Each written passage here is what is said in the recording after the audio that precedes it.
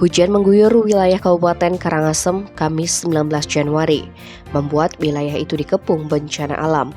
Tidak hanya pohon tumbang, bumi lahar tersebut juga diterjang banjir hingga tanah longsor. Kabid Kedaruratan dan Logistik BPBD Karangasem Iputu Eka Tirtana menjelaskan, akibat hujan deras telah terjadi bencana di sejumlah titik di Kabupaten Karangasem.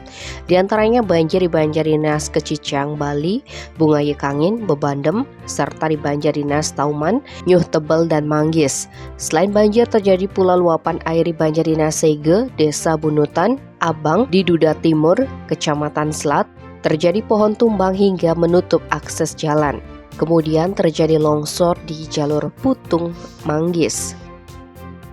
Sementara di Sibetan, Bebandem terjadi pohon tumbang hingga mengakibatkan rumah warga rusak tertimpa pohon tersebut.